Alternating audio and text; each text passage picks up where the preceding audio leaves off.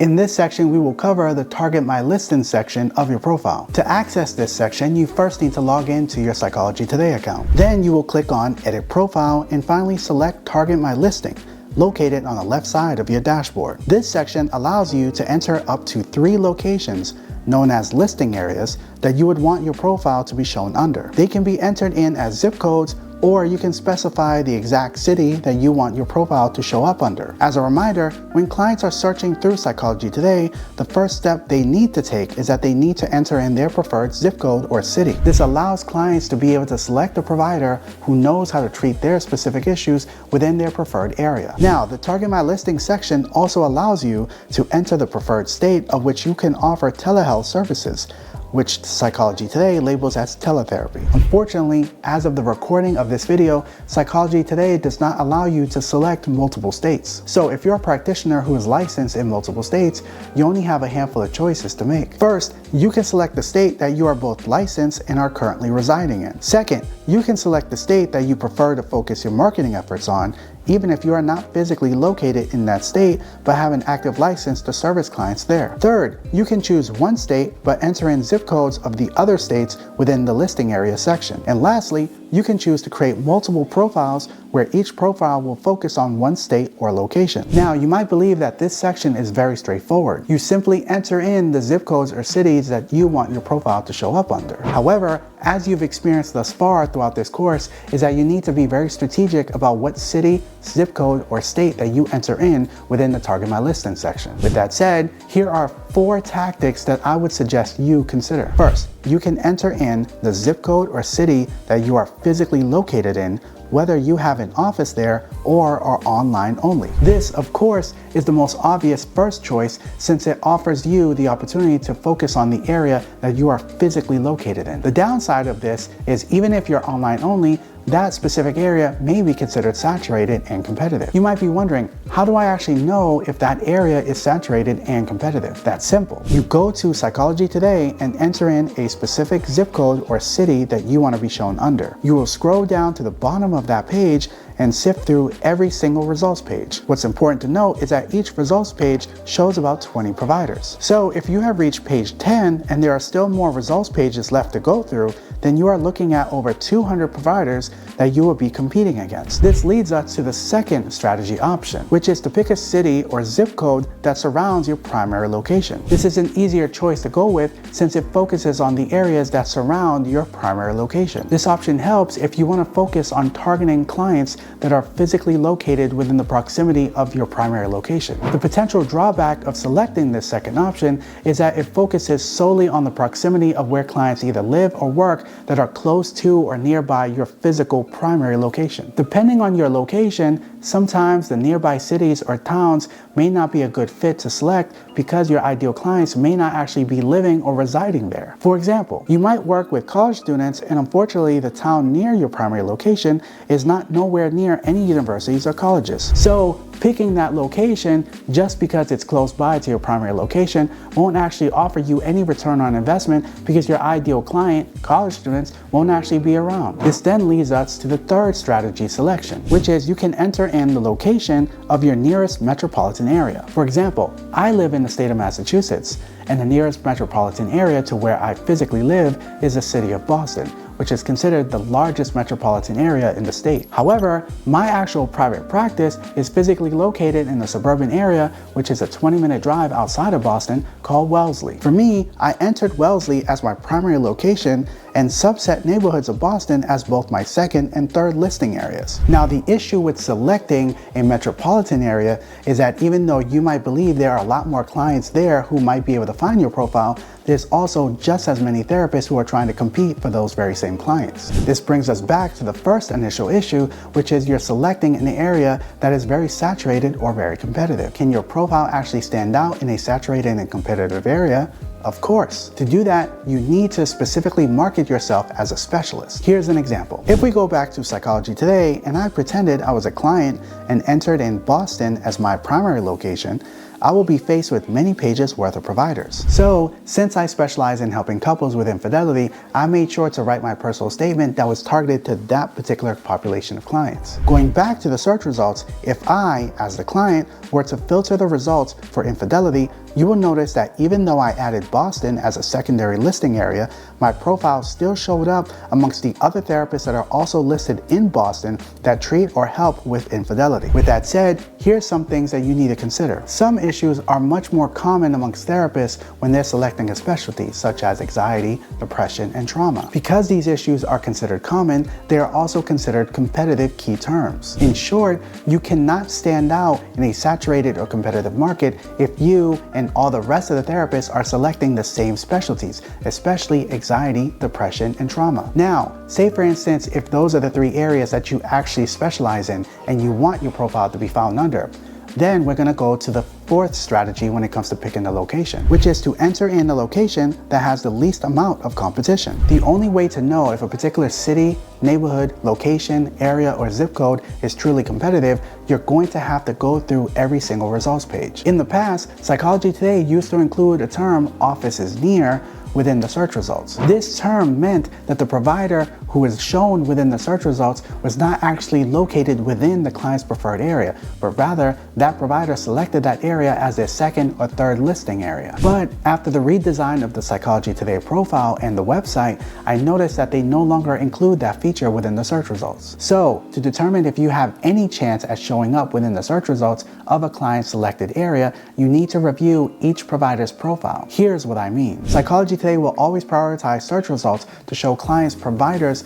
who are listed within their primary location, as long as that provider listed that location as their primary location. Now, if there are limited to no providers in a specific zip code or city, then Psychology Today will have no choice but to render other profiles, specifically those who have listed that specific zip code or city or location as their secondary or 3rd listing area. This not only ensures that your profile will still be found by clients, but will also give as many options to clients to choose from. And here's an actual bonus location area that you should consider as well. The strategy is to enter a location that is known as affluent. Normally, whenever I'm coaching therapists, a lot of them will actually tell me that they will choose an affluent area because they're trying to market themselves to private pay clients. The reason behind this is simple.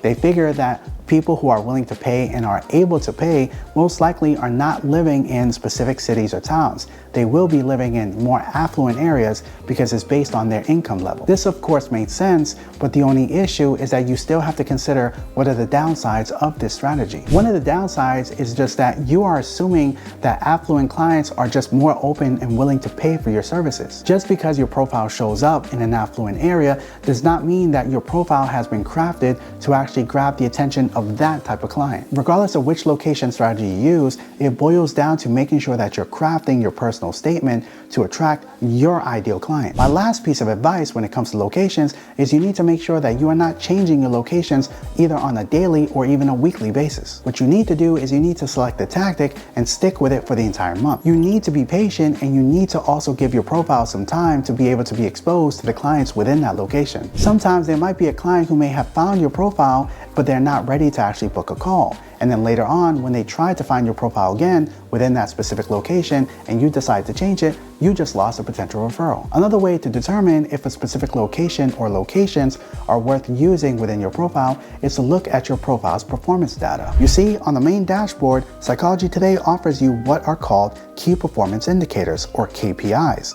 The KPIs that you want to focus on are both your profile and results views. Results views equate to how many impressions your profile received, which means how often did your profile show up within the client's search results. Profile views, on the other hand, represent the total number of clients who clicked on your profile after seeing it within the search results. What you want to do and what you're responsible to do as a business owner is to keep track of this data on a monthly basis. What I hear all the time is that many therapists who actually pay attention to their data focus more so on the results views because they believe that the more clients that are exposed to their profile, the more chances that they have at getting a referral. The issue here is that the focus is on quantity rather than quality. If you focus on quantity, then you're losing sight on what it means to build a thriving private practice. Of course, it makes sense that the more clients that see your profile, the higher the likelihood is that you will get a referral from them. But building a private practice is about getting the right client, not just getting any clients. To make sure that you are focusing on quality rather than quantity,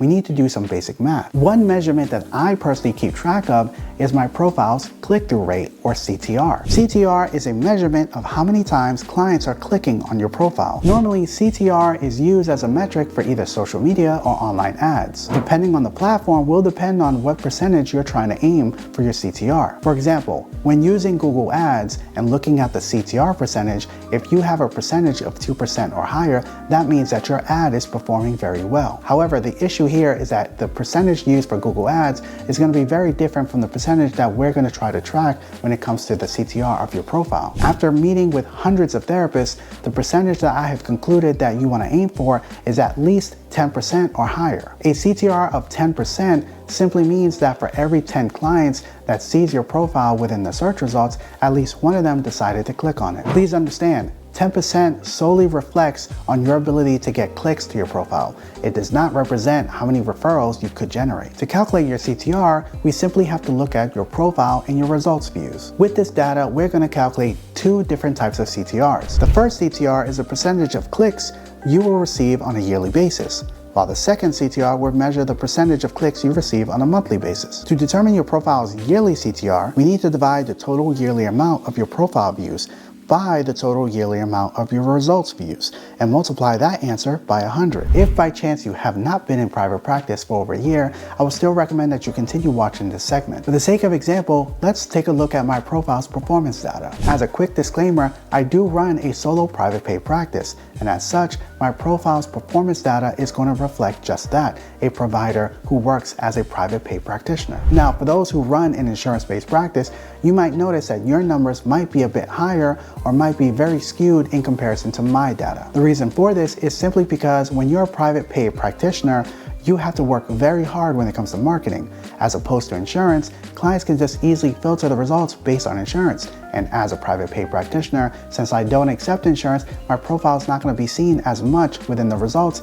simply because I don't accept insurance. When you first see the profile performance section, you will notice on the right-hand side a drop-down menu where you can select and review either all-time or yearly data results. What I'm going to do is click on the arrow and select the year 2019. Which will change the data to showcase my profile's performance for that year. As you can see, my profile was seen within the results 18.9 thousand times, while out of those 18.9 thousand, the total amount of prospective clients who clicked on my profile was 719. When we divide both of those numbers together and multiply that by 10, we get a CTR percentage of 3.79. Now, what's important to share when we're looking at data is that we need to add some context to why those numbers represent what they are. For me, I used to be an insurance-based practitioner for about 4.5 years. Then I closed my practice down for personal reasons for about a year until I reopened the practice back in 2019. This explains why the only data that I can show you is as far back as 2019. Now, context is very much important because as you can see, for 2020, there was a significant increase of results views, where it jumped from 18.9 thousand to 145.9 thousand. Plus, my profile views increased from 719 to 3,772. By dividing those KPIs together and multiplying them by 10, my CTR percentage for 2020 unfortunately dropped down to 2.58. What is important is to understand the context of what happened that year. 2020 was when COVID-19 began the global pandemic. Because of the pandemic, you can see from the results that there was a significant increase in people who were searching for mental health support. Since 2020 was a very unprecedented time, it's very hard to actually calculate and look at this data as an accurate representation of whether or not I was actually able to attract clients using Psychology Today. It rather reflected on what was happening during that time, which was a time where people were looking for mental health support as a result of the global pandemic. So because of this, we'll just move forward with 2021, whereby you will notice that my results views significantly decreased from 145.9 thousand to 43.1 thousand, which was expected since the impact of the pandemic was slowly dying down. What's interesting is that my profile views increased from 3,772 to 4,667. When calculating the CTR, we get a percentage of 10.82, which is a 4 times increased ratio of results to profile views. Moving on, we are then going to select 2022, where this was the year I decided to become a specialist rather than a generalist. Even though I am a licensed marriage and family therapist where I can work with both couples and families, This was the year that I decided to specialize in helping couples specifically that were dealing with infidelity. By fine-tuning my niche, also known as my ideal client, this organically has created my profile to have less views. From the data, my results views went from 43.1 thousand down to 22.8 thousand, and my profile views decreased from 4,667 down to 3,243. Now, you might be shocked to see that when we calculated the CTR, my percentage actually increased from 10.82 to 14.22%. What this actually meant for me is that even though I got less results views, I actually got more people to click on my profile. This is why I recommend that you review your profile's performance data or your KPIs, because this will inform your marketing strategy moving forward. What I find is that therapists tend to only measure one metric of success, which is to get a client to actually pay for an initial session. Even though that is considered one of the many goals that you want to achieve while building and sustaining a private practice, you also have to consider your KPIs, because you have to consider what other goals that you need to put in place in order to make sure that your marketing is actually successful. Without actually understanding the data, many therapists will then come to me and complain that Psychology Today is not actually working. Trust me, Psychology Today actually does work. You need to understand how it works so that you can determine if it's worth your return on your investment. You see, at the time of the recording of this video, Psychology Today costs $29.95 a month. Now, if you multiply that by 12 months or a year, you'll get $359.40. Let's just say your service fee is $100 per session. All you're going to need is either 4 clients to book 1 session or 1 client to book 4 sessions in order for you to pay for the entire year of Psychology Today. And from there, any other client referrals that you get from Psychology Today would be considered profit to your practice. Finally, when I review my 2023 profile performance data, you will see that a slight increase in results views at 36,000 and a slight decrease in my profile views at 3,298. Shockingly, when we calculated my CTR,